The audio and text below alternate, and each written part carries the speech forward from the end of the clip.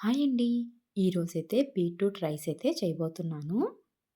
చాలామంది బీట్రూట్ కర్రీగా తినడానికి ఇష్టపడరు కదా! అలాంటప్పుడు ఈ విధంగా బీట్రూట్ రైస్ అయితే చేసి పెట్టండి. చాలా ఇష్టంగా అయితే తింటారు. ముందుగా బీట్రూట్‌ని చెక్కు తీసేసుకొని ఈ విధంగా చిన్న చిన్న ముక్కలుగా అయితే కట్ చేసేసుకోవాలి. మనం బీట్రూట్‌ని తురిమి కూడా చేసుకోవచ్చండి. కానీ నేను ఇక్కడైతే చిన్న చిన్న పీసెస్‌గా కట్ చేసేస్తున్నాను. నేనైతే బీట్రూటు, టమాటా, అల్లం వేసుకొని జ్యూస్‌గా తాగేస్తాను. పాలైతే పోయను. కొంచెం వాటర్ యాడ్ చేసేసుకొని మిక్సీ అయితే పట్టేసేసుకొని ఆ జ్యూస్ అయితే తాగుతాను. చాలా మంచిది కదా హెల్త్‌కి. ఈ విధంగా బీట్రూట్‌ని చిన్న చిన్న పీసెస్‌గా కట్ చేసుకున్న తర్వాత ఒక ఆనియన్ కూడా చెక్కు తీసేసుకొని చిన్న చిన్న ముక్కలుగా కట్ చేసేసి పెట్టేసేసుకోవాలి. అదే విధంగా ఒక పచ్చిమిర్చిని కూడా కట్ చేసి పెట్టేసుకోవాలి.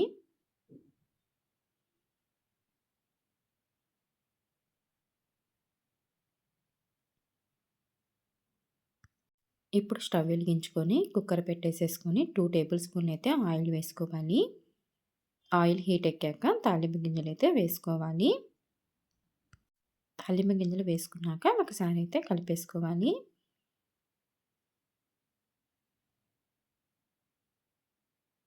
ఇప్పుడు పచ్చిమిర్చిని కూడా యాడ్ చేసుకొని ఒకసారి అయితే కలిపేసుకోవాలి.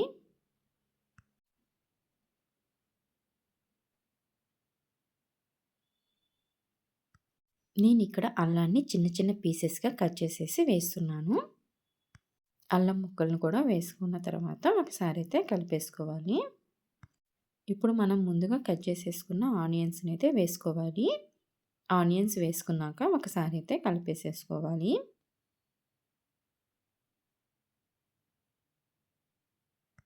అదేవిధంగా మనం ముందుగా కట్ చేసేసుకున్న బీట్రూట్‌ని కూడా వేసుకోవాలి. బీట్రూట్ కూడా వేసుకున్నాక ఒకసారి అయితే ఈ విధంగా కలుపుకోవాలి. ఆనియన్ను, బీట్రూట్ అయితే కొంచెం మగ్గినాక మనమైతే వాటర్ అయితే పోసుకోవాలి. నేను ఇక్కడ ఒక గ్లాస్ బియ్యానికి 2 గ్లాసుల వాటర్ అయితే తీసుకుంటున్నాను. వాటర్ వేసుకున్న తర్వాత కొంచెం సాల్ట్ కూడా యాడ్ చేసుకోవాలి. సాల్ట్ యాడ్ చేసిన తర్వాత ఒకసారి అయితే ఈ విధంగా కలుపుకోవాలి.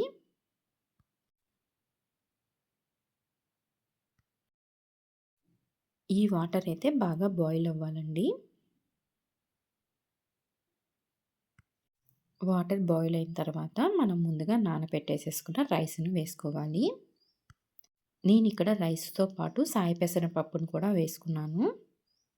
రైస్ వేసుకున్న తర్వాత ఒకసారి అయితే కలిపేసేసుకోవాలి.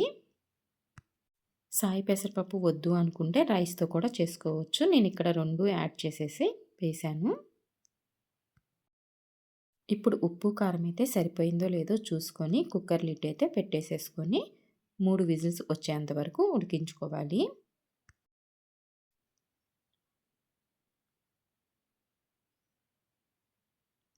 కుక్కర్ ఆవిరిపోయినాక లిడ్ అయితే ఓపెన్ చేస్తున్నాను. చూసారు కదా బాగా రైస్ అయితే కుక్ అయిపోయింది. మనం దీంట్లో సాయి పెసరపప్పు కూడా వేసాం కదండీ! టేస్ట్ అయితే చాలా బాగుంటది.